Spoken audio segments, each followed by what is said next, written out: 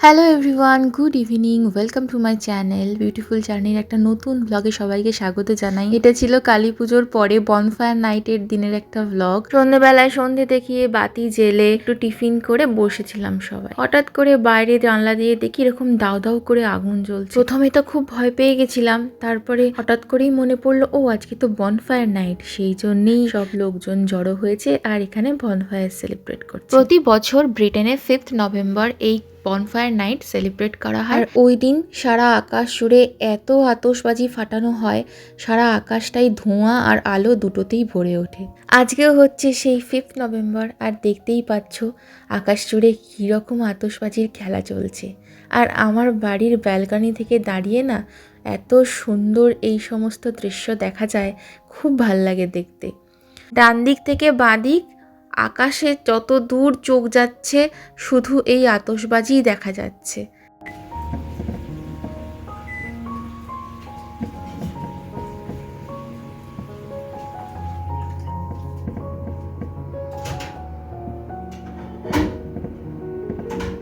ইতিহাসের পাতা ঘাঁটলে দেখা যায় এই বনফায়ার নাইট কিন্তু শুধু শুরু হয়নি গ্রেট ব্রিটেনে। জেমস ওয়ানকে যখন রোমান ক্যাথলিকদের একটা দল মেরে ফেলার চেষ্টা করছিল, তার পার্লামেন্টটাকে ধ্বংস করার চেষ্টা করছিল, তখনই তাদের মধ্যে থেকে তাদের মেইন যে মেম্বার গাই ফক্স বলে একজন, তাকে অ্যারেস্ট করা হয় আর সমস্ত প্ল্যানটাকে ধূলিসাৎ করে দেওয়া হয়। বাকি মেম্বারদেরকেও শাস্তি দেওয়া হয় আর রাজা জেমস ওয়ানও কিন্তু বেঁচে যায়। আর সেই খুশিতেই মানুষজন এই বনফায়ার নাইটের সূচনা করে। এমনিতে তো এই দিন বনফায়ার আর ফায়ার ওয়ার্কস তো হয়, এর সাথে সাথে অনেক জায়গায় কিন্তু এই গাই ফক্সের একটা পুতুল বানিয়ে তারপর সেটাকে আগুনে পুড়িয়ে আনন্দ পায়। তো সেইখান থেকে শুরু হয় এই বনফায়ার নাইট, আর তার সাথে উপরি পাওনা হচ্ছে এই ফায়ার ওয়ার্কস বা আতশবাজির খেলা।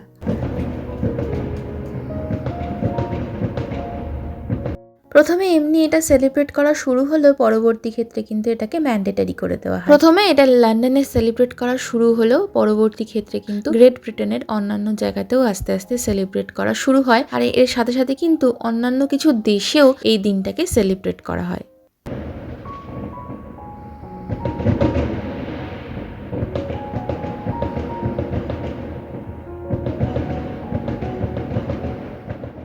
তো আমাদেরও কথা ছিল এই দিনে আমরা একটু বাইরের দিকে কোথাও ফাঁকা জায়গায় গিয়ে একটু বাজি পোড়াবো। আমাদেরই এখানে আশেপাশের অ্যাপার্টমেন্টে বেশ কয়েকজন বাঙালি পরিবার থাকে, মনোজিতেরই অফিসের কলিগ এবং তাদের পুচকে ছেলে মেয়েরা সবাই মিলে এসেছি আমরা। আমাদেরই কাছের একটা মাঠ যেখানে মনোজিতরা ক্রিকেট খেলতো গরমকালে, সেই মিডো। তো আমাদের কাছে কোনো বাজি ছিল না, বেসিক্যালি হঠাৎ করে এটা প্ল্যান হয়েছে আর আমরা কিনতেও পারিনি। বাবা রে, হ্যাঁ রিও নাড়াতে হবে না। হ্যাঁ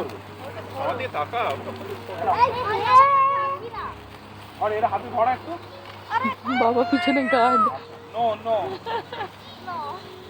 আস্তে আস্তে আস্তে চলে যাচ্ছে। তাই যেহেতু আমরা বাজি নিয়ে আসিনি, তো বাকি বাচ্চাদের কাছে তো ছিল, সেখান থেকে রিও আমি দুজনেই কিন্তু বাজি পুড়িয়েছি। তবে হ্যাঁ, ফুলঝুরি জ্বালিয়েছি আর রকেট নিয়ে আসা হয়েছিল, বা ওই সেলের মতনই বলতে পারো, সেগুলো পরে ফাটানো হয়েছে। আমি আছি কিচ্ছু হবে না।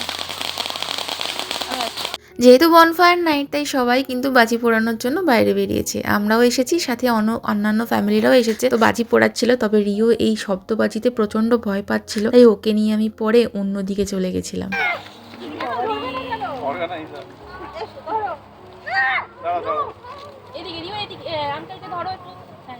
ওটার ভাল লাগছে না ফুলঝুরি ফাটাতে, ওকে চকলেট বোম দাও বুড়িমা, সবাই তাই বলে ওকে। ইউকেতে বাজি পোড়ানোর বেশ কিছু নিয়ম রয়েছে, সেগুলো কিন্তু মেনে চলতে হয়। এখানে পাবলিক প্লেসে বা রাস্তাঘাটে কিন্তু বাজি পোড়ানো যায় না, ফাঁকা জায়গায় গিয়ে বাজি পোড়াতে হবে। বাচ্চার বয়স 18 বছর না হলে সে কিন্তু নিজে নিজে একা একা বাজি ফাটাতে পারবে না, এটা লিগাল নয়। বাজি ফাটানোর সময় অবশ্যই বড়দেরকে থাকতে হবে। তাই বাজি পোড়ানো হয়ে গেলে এই যে তারগুলো রয়েছে, এগুলো কিন্তু ডাস্টবিনে ফেলে দিয়ে যেতে হবে, যেখানে সেখানে ফেলা কিন্তু যাবে না। রিও তো ওই বাজির শব্দে ভীষণ ভয় পাচ্ছিল, আর আমার রান্না বান্নাও করে রেখে যাওয়া হয়নি বলে আমরা একটু তাড়াতাড়ি চলে এসেছিলাম।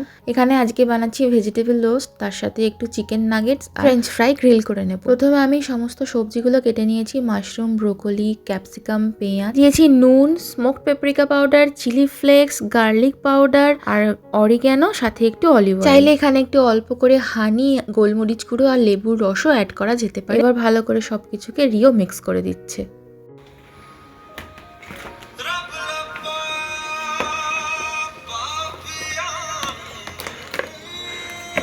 তুই মনে আগের জন্মে চানা বানাতিস মনে হয়।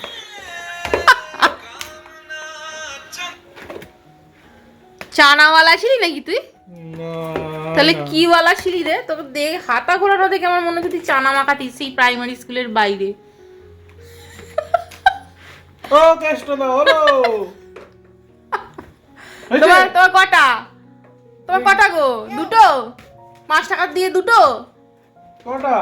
আমার? হ্যাঁ আমার 3টে। ক টাকা দিয়ে গো? আমার 10 টাকা 3। 10 টাকা দিয়ে 3টে? এখন 5 টাকার ব্রোকলি ডাঁটা ছাড়া আর কিছু দেবে। ডাঁটা নয়, যেগুলো ফেলে দিয়ে এসেছে, পাতা। পাতা ডাঁটা। হলো দাদা আপনার মাখানো? নো। ওকে, মাখানো ইংলিশ বলে। এটা মডার্ন কেষ্ট দা যে ইংরেজিতে বলে। ইংরেজিতে বলছে মাখার মধ্যে ব্রোকলি দিচ্ছে। সব ইংরেজি টাচ। নে তাড়াতাড়ি নে। সবজিগুলো মিক্স করে মোটামুটি 15 মিনিটের জন্য আমি একটু রেখে দিয়েছিলাম চাপা দিয়ে, যাতে করে একটু ভালো করে ম্যারিনেশনটা হয়। আজকে অবশ্য রান্নাঘরের দায়িত্বের ম্যাক্সিমামটাই নিয়েছে রিও আর পাপা, তাই অ্যাপ্রন পরে নেবে পড়েছে মাঠে মাকে হেল্প করতে। রিওর কাজ ছিল মিক্সিং, ও তো করে দিয়েছে, আর এখন পাপা নাগেটসগুলো ওভেনে দিচ্ছে গ্রিল হওয়ার জন্য। নাগেটস আর ফ্রেঞ্চ ফ্রাই একদিকে গ্রিল হয়ে গেছে, একটু অয়েল স্প্রে করে দিলাম আর একদিকে করার জন্য। হ্যালো,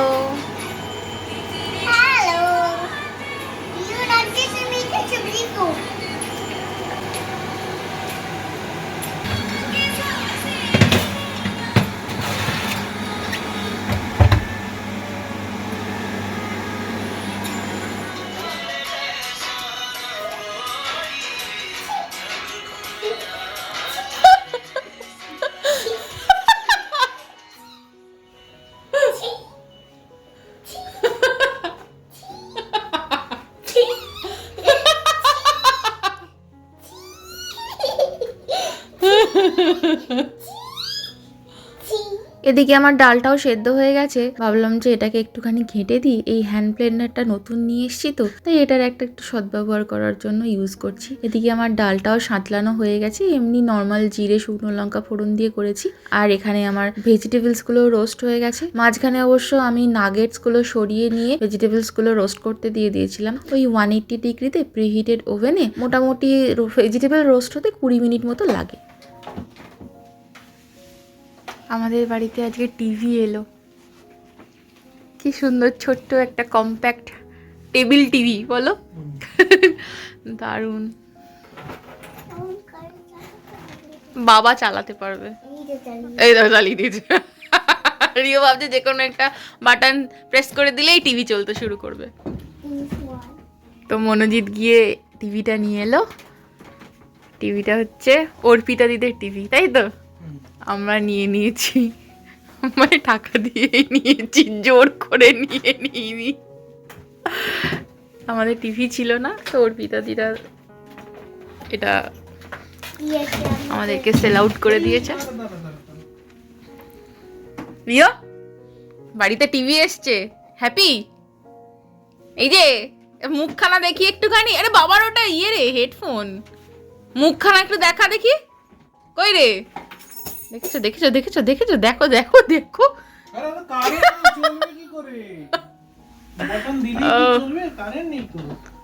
আচ্ছা কতটা খুশি সেটা বল টিভিটা দেখে।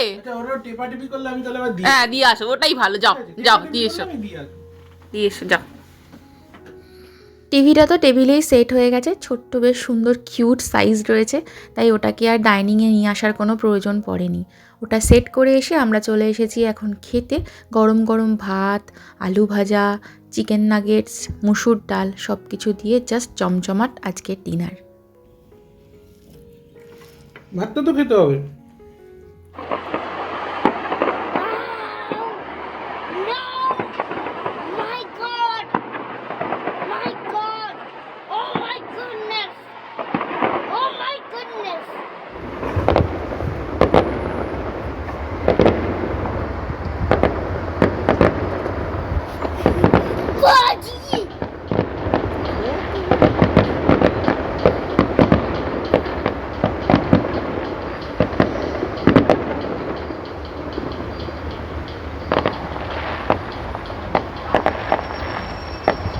যেহেতু আজকে বনফায়ার নাইটস, তাই 12টা পর্যন্ত এখানে বাজি পোড়ানোর নির্দেশ রয়েছে। তাই সারা রাত ধরেই কিন্তু বাজি পোড়ানো প্রায় চলছে। আর এদিকে হঠাৎ করেই আমার এই ডান হাতটায় কেন জানি না ব্যথা করতে শুরু করেছে, তাই এটাকে এখন একটু ভলিনি স্প্রে করে দিয়েছি। আর মনোজিৎ আমাকে একটু ক্রেপ ব্যান্ডেজটা একদম হালকা করে লাগিয়ে দিয়েছে। রাত্রিবেলায় এইটা লাগিয়েই শুয়ে পড়বো, ওই জন্য হালকা করে বেঁধেছি। টাইট হয়ে গেলে তো রক্ত চলাচলে অসুবিধা হবে, সেই জন্য। তো চলো যেতে যেতে আজকের মতো ভ্লগটা এখানেই শেষ করলাম। আজকের বনফায়ারের নাইটের ভ্লগটা কেমন লাগলো অবশ্যই জানিও, জানাতে ভুলো না। প্লিজ কমেন্ট করো আর লাইক করো। সবাই খুব ভালো থেকো, সাবধানে থেকো, সুস্থ থেকো। দেখা হচ্ছে নেক্সট ভ্লগে। টাটা।